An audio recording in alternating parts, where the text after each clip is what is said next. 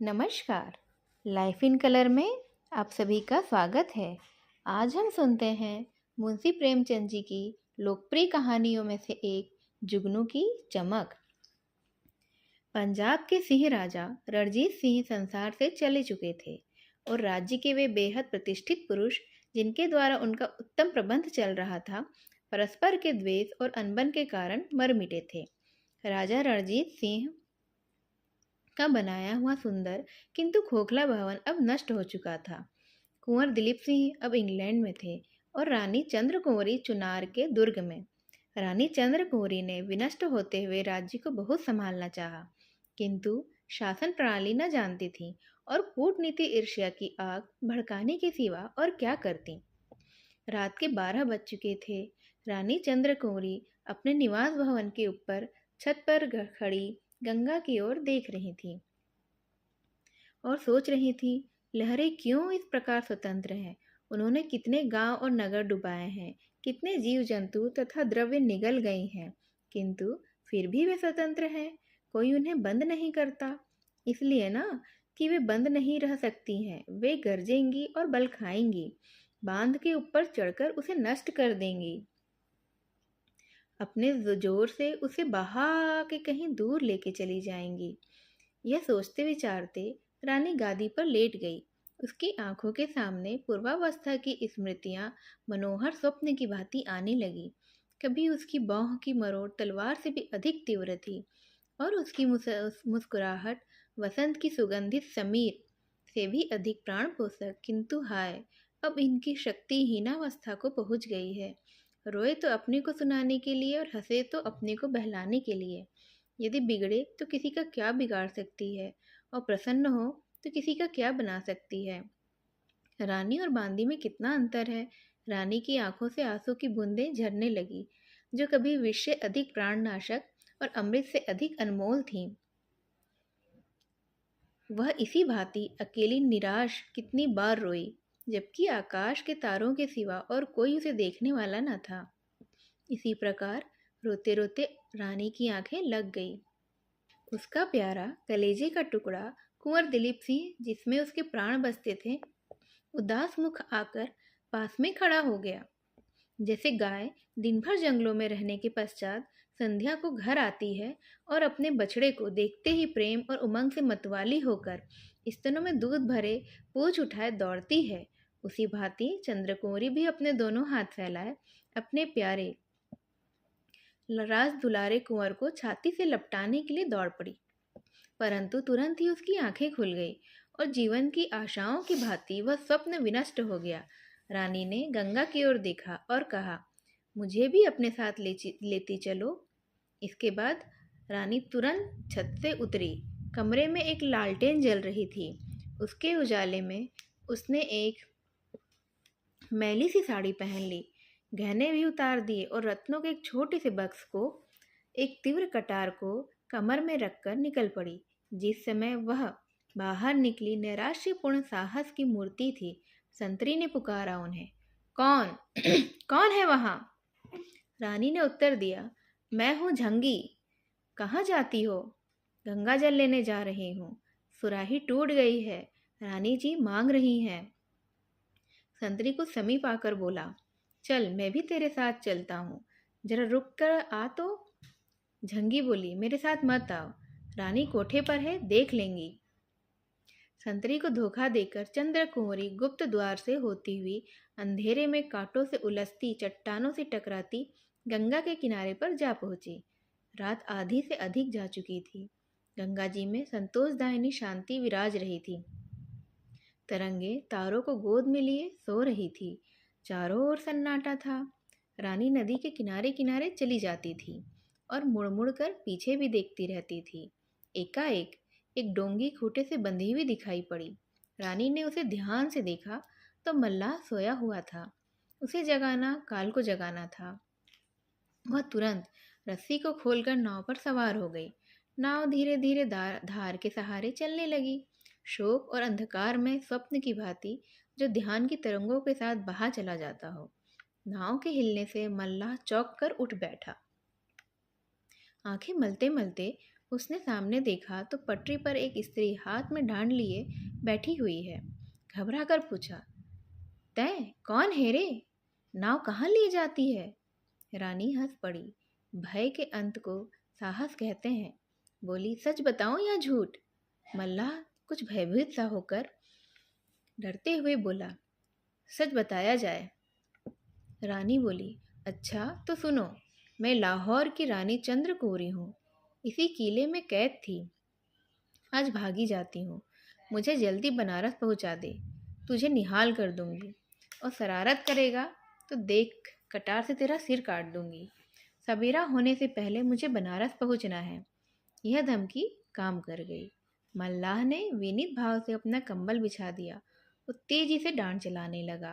किनारे के वृक्ष और ऊपर जगमगाते हुए तारे साथ साथ दौड़ने लगे। प्रातःकाल। चुनार के दुर्ग में प्रत्येक मनुष्य अचंभित और व्याकुल था। संतरी, चौकीदार और लौंडियां सब सिर नीचे किए दुर्ग के स्वामी के सामने उपस्थित थीं। अन्वेषण भी हो रहा था, परंतु किसी को कुछ पता न चलता था। उधर रानी बनारस पहुंची, परंतु वहां पहले से ही पुलिस और सेना का जाल बिछा हुआ था।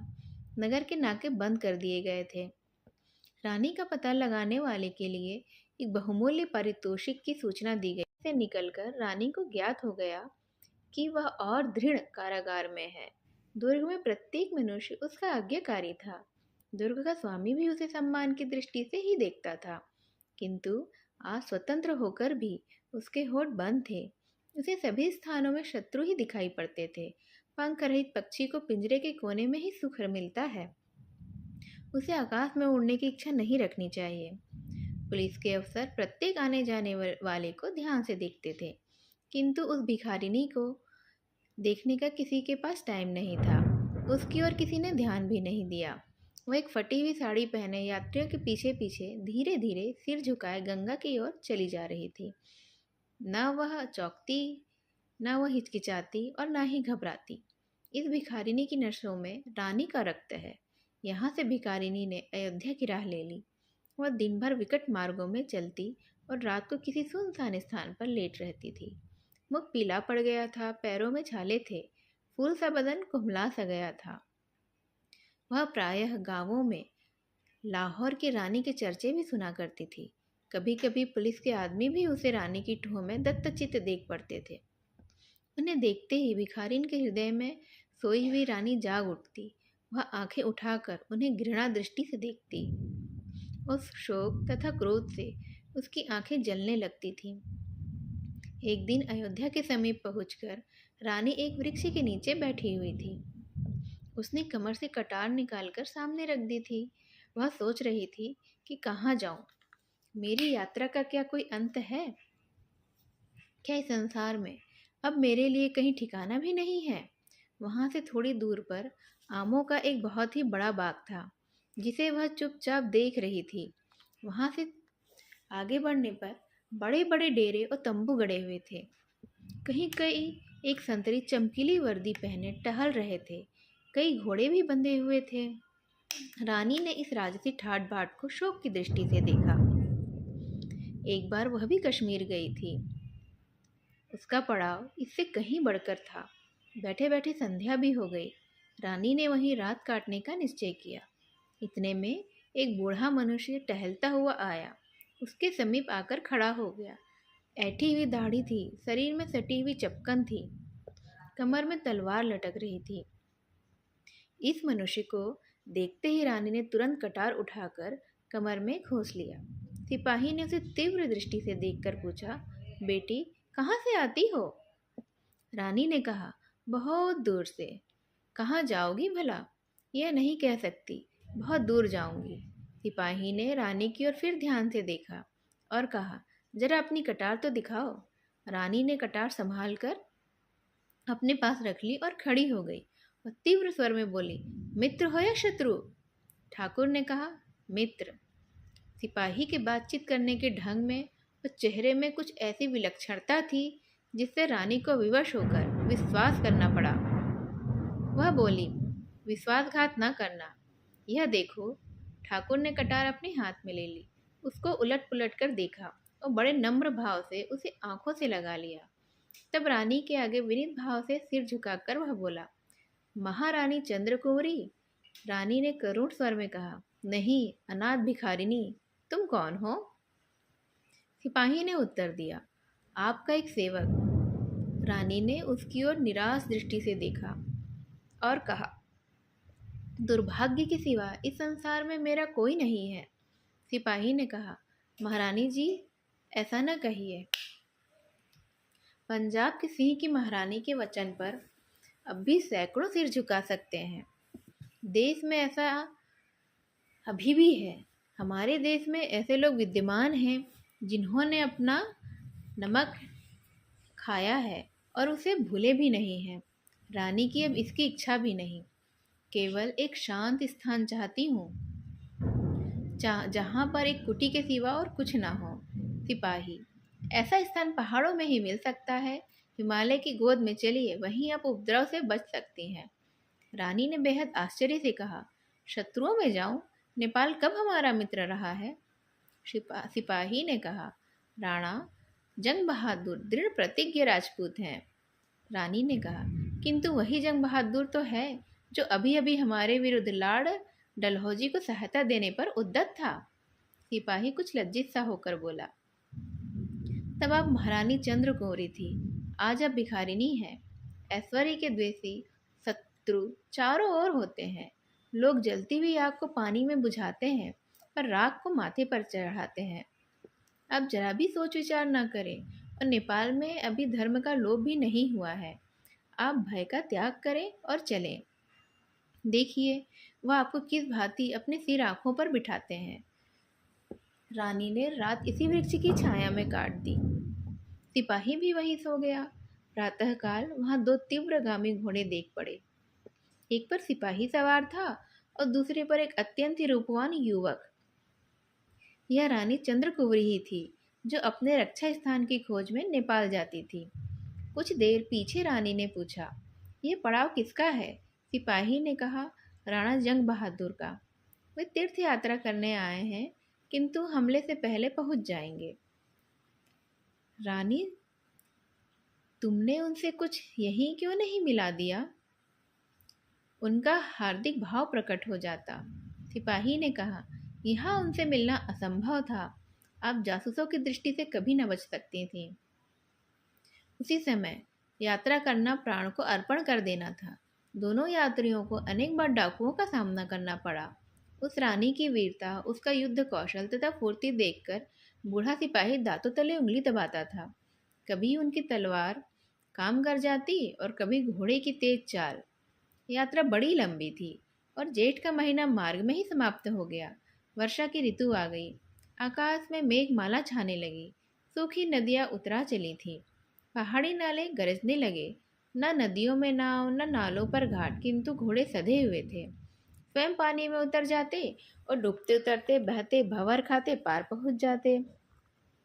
एक बार बिच्छू ने कछुए की पीठ पर नदी की यात्रा की थी। यह यात्रा उससे कम भयानक न थी। कहीं ऊंचे ऊंचे साखू और महुए के जंगल थे और कहीं हरे भरे जामुन के वन थे। उनकी गोद में हाथियों और हिरणों के झुंड किलौले कर रहे थे। धान की क्यारियां पानी से भरी हुई थी। किसानों की स्त्रियां धान रोपती थी और सुहावने गीत गाती जाती थीं। कहीं उन मनोहारी ध्वनियों के बीच में खेत के मेड़ों पर छाते की छाया में बैठे हुए जमींदारों के कठोर शब्द भी उन्हें सुनाई देते थे। इसी प्रकार यात्रा के कष्ट सहते अनेकानेक विचित्र दृश्यों को देखते दोनों यात्री तराई पार करके नेपाल की भूमि में प्रविष्ट हो गए। प्रातःकाल का सुहावना मौसम था। नेपाल के महाराजा सुरेंद्र विक्रम सिंह का दरबार सजा हुआ था। राज्य के प्रतिष्ठित मंत्री अपने अपने स्थान पर बैठे हुए थे। नेपाल ने एक बड़ी लड़ाई के पश्चात तिब्बत पर विजय पाई थी। इस समय संधि की शर्तों पर विवाद छिड़ा हुआ था। कोई युद्ध व्यय का इच्छुक था तो कोई राज्य विस्तार का। कोई महाशय वार्षिक कर पर जोर दे रहे थे। केवल राणा जंग बहादुर के आने की ही देरी थी। वे कई महीनों के देशाटन के पश्चात आज ही रात को लौटे थे और यह प्रसंग जो उन्हीं के आगमन की प्रतीक्षा कर रहा था अब मंत्रिसभा में उपस्थित किया गया था। तिब्बत के यात्री आशा और भय की दशा में प्रधानमंत्री के मुख से अंतिम निर्णय सुनने को उत्सुक हो रहे थे। नियत समय पर चौबदार ने राणा के आगमन की सूचना दी। दरबार के लोग उन्हें सम्मान देने के लिए खड़े हो गए। महाराज को प्रणाम करने के पश्चात वे अपने सुसज्जित आसन पर बैठ गए। महाराज ने कहा, राणा जी, आप संधि के लिए कौन सा प्रस्ताव करना चाहते हैं? राणा ने नम्र भाव से कहा, मेरी अल्प बुद्धि में तो इस समय कठोरता का व्यवहार करना अनुचित है। शोकाकुल शत्रु के साथ दयालुता का आचरण करना सर्वदा ही हमारा उद्देश्य रहा है। क्या इस अवसर पर स्वार्थ के मोह में हम अपने बहुमूल्य उद्देश्य को भूल जाएंगे? हम ऐसी संधि चाहते हैं जो हमारे हृदय को एक कर दे। यदि तिब्बत का दरबार हमें व्यापारिक सुविधाएं प्रदान करने को कटिबद्ध हो तो हम संधि करने के लिए सर्वथा उद्यत हैं। मंत्रिमंडल में विवाद आरंभ हो गया। सबकी सम्मति दयालुता के अनुसार नहीं थी, किंतु महाराज ने राणा का ही समर्थन किया। यद्यपि अधिकांश सदस्यों को शत्रु के साथ ऐसी नरमी पसंद नहीं थी, तथापि महाराज के पक्ष में बोलने का किसी में कोई साहस न था। यात्रियों के चले जाने के पश्चात राणा जंग बहादुर ने खड़े होकर कहा, सभा में उपस्थित सज्जनों, आज नेपाल के इतिहास में एक नई घटना होने वाली है, जिसे मैं आपकी जाति नीतिमत्ता की परीक्षा समझता हूँ। इसमें सफल होना आपकी ही कर्तव्य पर निर्भर है। आज राज्यसभा में आते समय मुझे यह आवेदन पत्र मिला है, जिसे मैं आप सज्जनों की सेवा में उपस्थित करता हूँ। निवेदक ने तुलसीदास की चौपाई लिख दी है। चौपाई है, आपातकाल परखिए चारी, धीरज धर्म मित्र अरुनारी। महाराज ने पूछा, यह पत्र किसने भेजा है? एक भिखारिनी ने। भिखारिनी कौन है? महारानी चंद्रकुवरी। कड़बड़ खत्री ने आश्चर्य से पूछा, जो हमारी मित्र अंग्रेजी सरकार के विरुद्ध होकर भाग आई है? राणा जंग बहादुर ने लज्जित होकर कहा, जी हाँ। यद्यपि हम इसी विचार को दूसरे शब्दों में प्रकट कर सकते हैं। कड़बड़ यात्री, अंग्रेजों से हमारी मित्रता है और मित्र के शत्रु की सहायता करना है। जनरल शमशेर बहादुर। ऐसी दशा में इस बात का भय है कि अंग्रेजी सरकार से हमारे संबंध टूट न जाए। राजकुमार रणवीर सिंह। हम यह मानते हैं कि अतिथि सत्कार हमारा धर्म है, किंतु उस समय जब तक कि हमारे मित्र को हमारी ओर से शंका करने का अवसर न मिले। इस प्रसंग पर यहाँ तक मतभेद तथा वाद विवाद हुआ कि एक शोर सा मच गया और कई प्रधान यह कहते हुए सुनाई दिए कि महारानी का इस समय आना देश के लिए कदापि मंगलकारी नहीं हो सकता है। तब राणा जंग बहादुर उठ गए और उनका मुख लाल हो गया। उनका सद्विचार क्रोध पर अधिकार जमाने के लिए व्यर्थ प्रयत्न कर रहा था। वे बोले, यदि इस समय मेरी बातें आप लोगों को अत्यंत कड़ी जान पड़े तो मुझे क्षमा कीजिएगा, क्योंकि अब मुझे अधिक श्रवण करने की शक्ति नहीं है।